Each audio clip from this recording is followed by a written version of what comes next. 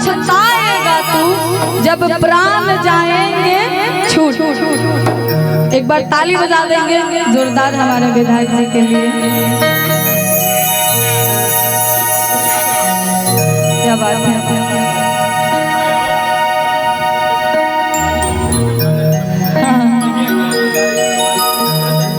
बस इसके बाद इन्हीं का होगा।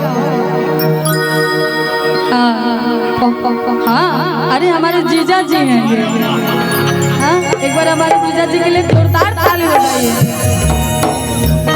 हाँ सच में, आज ही हम आंटी से बात कर रहे थे तो हम बोले कि हम आज जा रहे हैं विधायक जी के घर पे। तो हम उनके सामने विधायक जी बोलते हैं तो आंटी हमको बोली विधायक जी क्यों बोलती हैं, उनको जीजा जी बोला करो। हम बोलते हैं कि हम बोलते हैं उनको, बाकी आप पूरा खुल कर बोले। बाकी में हमारे जीजा जी एक बार जोरदार ताली बजाएंगे हमारे विधायक जीजा जी के लिए। बाकी कहना है कि राम नाम हवे आगे ऐसन दवाई कि राम नाम हवे आगे ऐसन दवाई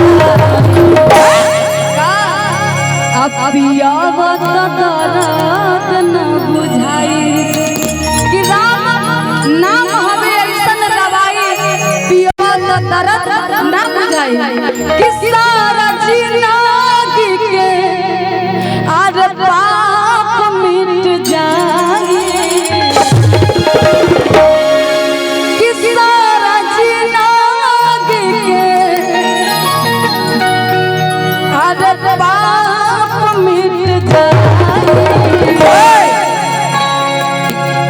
और थोड़ा सा आगे से खाली करेंगे, हमारे जितने हमारे भाई मित्र उपस्थित हैं सब लोग थोड़ा थोड़ा खाली करते हैं। और कहना है कि सारा जिंदगी के आर पाप मिट जाए पियावत दर्द न बुझाए।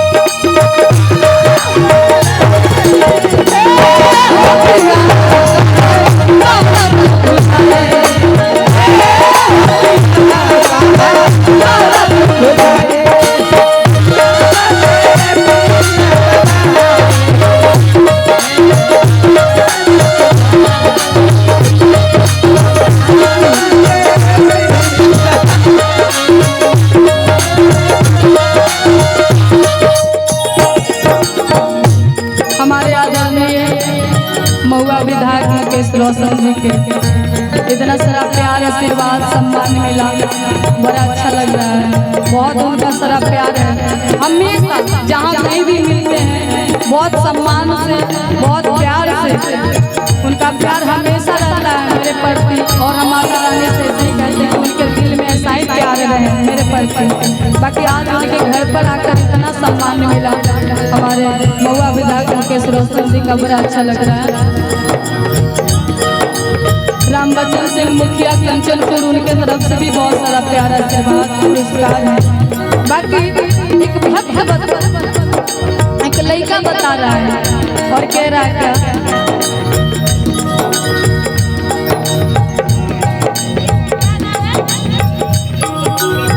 कर्णवीर सिंह यादव उर्फ लल्लू मुखियाबाद, उनके तरफ से बहुत सारा प्यार आशीर्वाद पुरस्कार है। 2100 रुपया का पुरस्कार अपने 2000 बाकी 101 रुपया नहीं दिए, उधार है, आप दोबारा कर दे जाइए।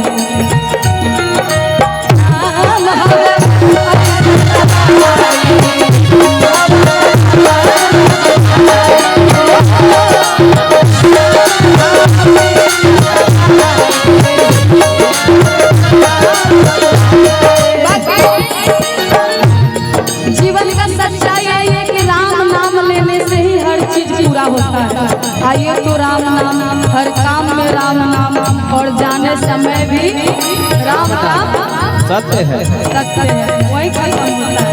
बाकी एक लड़का बता रहा है क्या, इसमें एक लाइन हम गाएंगे, इसमें सब लोग के अब ताली बजाना होगा, कहना क्या है।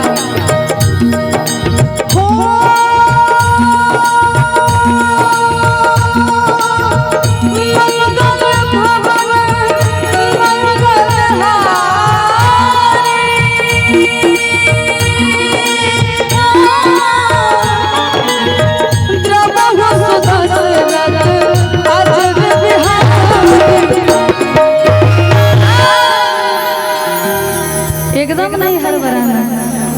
एक बार सब लोग हाथ उठाएंगे जो राम को मानते हैं। लाजाना नहीं है कि हम लोग दूसरे महफिल में हैं, यही महफिल को यही गाना, यही सारी चीजें होती हैं। जब सुगम संगीत चलता है ना तो माहौल थोड़ा चेंज होता है, बाकी सुकून इसी में होता है। आप अपने आत्मा से आंख बंद करिए, कोई चीजों को सुनिए तो बाकी में सुकून देता है। भैया जब निर्गुण गा रहे थे ना बहुत अच्छा, तो बाकी में वहाँ बैठ कर सो रहे थे। निर्गुण ऐसा चीज चलता है एकदम मन शांत हो जाता है कि मंगल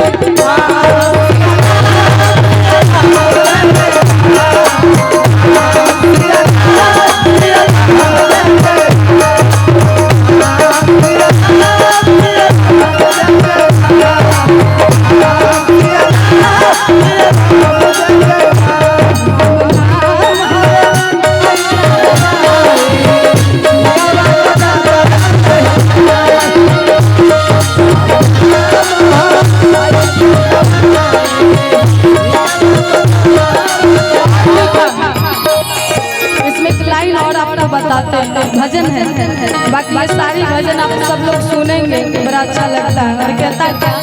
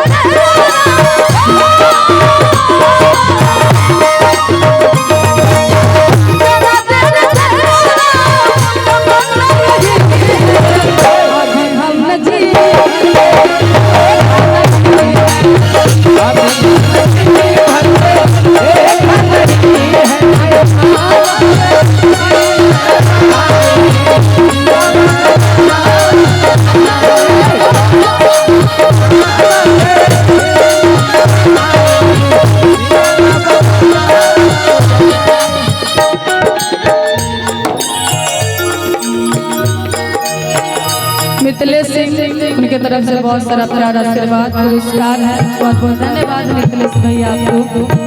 बाकी एक लड़का बताओ और कहता का होगी भजन से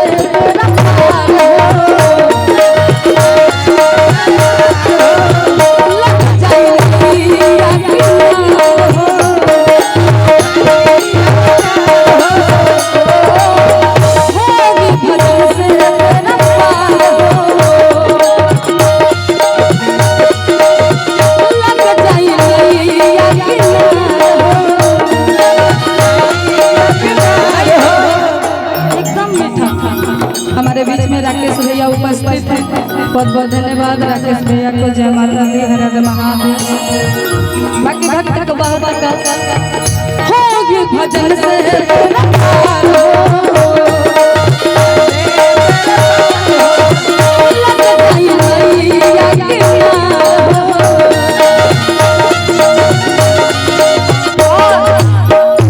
मन में राम जी के